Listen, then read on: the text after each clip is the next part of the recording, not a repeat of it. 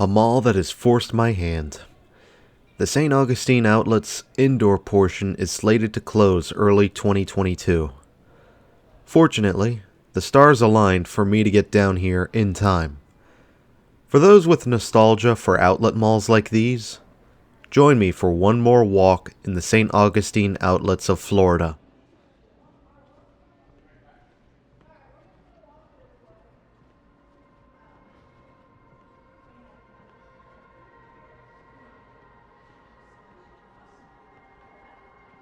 I don't have a lot of information on the outlets, since they tend to be ignored by most mall enthusiasts. But with some help from other enthusiasts in Florida, we were able to put something together. Originally known as the Bell's Factory Outlet World, the St. Augustine Outlets opened its doors in 1999, aiming to take advantage of travelers on Interstate 95. The Bell's Factory Outlet name was actually quite common in Florida, with locations in Orlando, Tampa, amid others.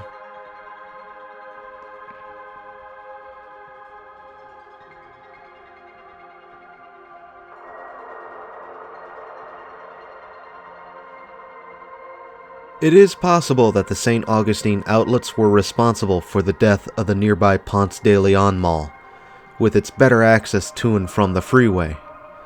And while that mall was slipping away, the Bell's Factory Outlets were doing just fine, albeit undergoing a name change in the mid-2000s to the Prime Outlets of St. Augustine.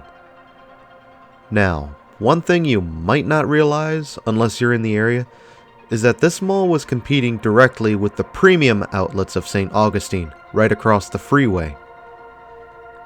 These are the premium outlets and are different from the prime outlets. Confused yet? So am I.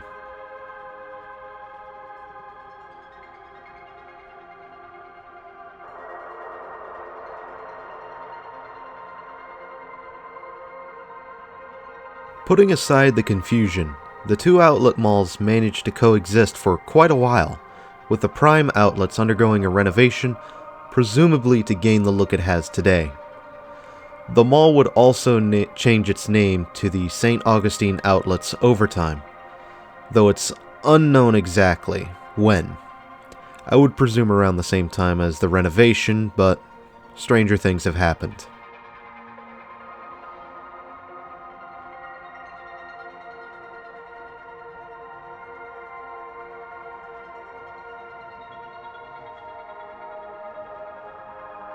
Despite maintaining an H&M, Bell's Outlet, and a Saks off 5th store, the St. Augustine Outlets began to slip, and in 2021, it was announced that the St. Augustine Outlets enclosed portion would shut its doors for the last time at the end of January 2022. Perhaps the dwindling inline occupancy led to the current owners to decide on closing it and redeveloping the property into something else entirely. This place still looks brand new, and while it's not my favorite architecture, surprise surprise, I'm just surprised that the current owners just want to pull the plug on something this recent rather than try to make something work out of the interior.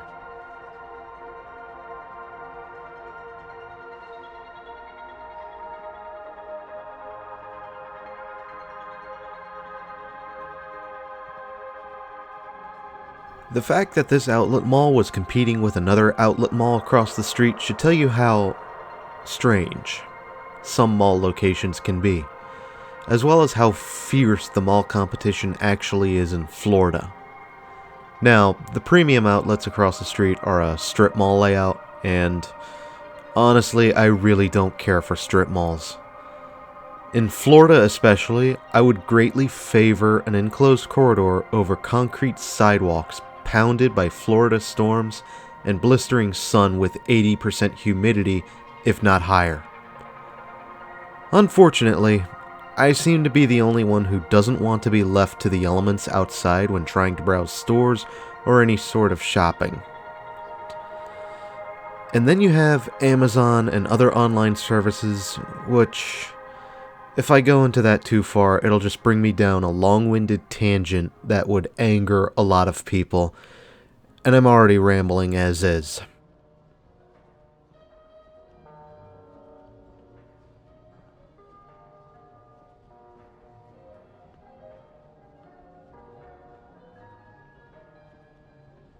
Back to the mall, however, I am certain that occupancy and foot traffic had a lot to do with the decision to close this mall. Even though there are still a number of big names to the mall, you can see how few people actually are in the mall and how empty a lot of tenant spaces are. There were points where it felt like I was the only one in this corridor or that court, and it kind of brought out the liminal spaces effect. Add on the traditional Christmas music playing through the mall, and it made for a kinda sad experience. Others, however, might call it creepy rather than sad. The jury is out on that one.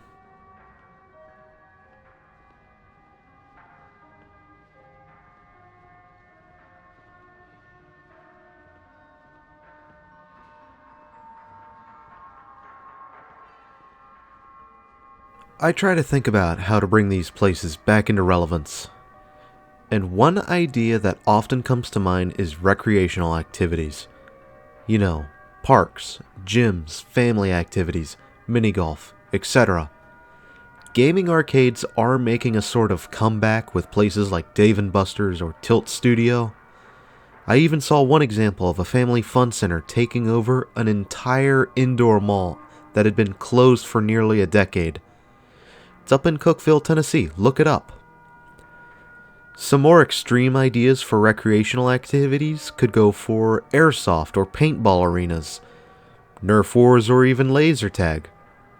I can imagine portions of this mall being used for those kinds of mock-up combat games. Laser tag especially if you wanted to do games like Capture the Flag. Some of you know by now that I play a lot of Halo in my spare time. Well, adapt a laser tag arena, and I'd be willing to gather friends, get off my lazy ass, and go for a game or two of laser tag. No, really, I'm serious. Do it.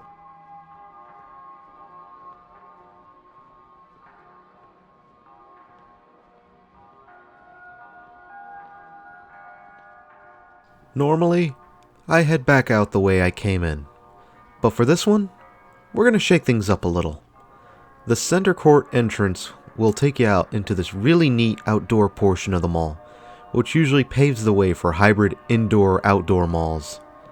And while the interior might be plain and boring, the outdoor area is full of character, no matter how big or small.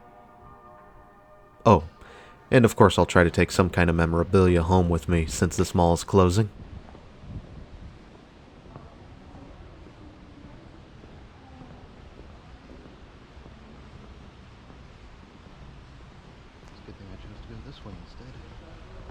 And as we head for that fountain by Saxoff 5th, may you think about the people that walk these corridors, the fun she had shopping while he sat on the bench. Think of the first dates that might have been had here, the impressions people wanted to make when getting a new outfit. It'll never happen again here at the St. Augustine Outlets. Until next time, St. Augustine. This is Doomie Grunt, wishing you all farewell.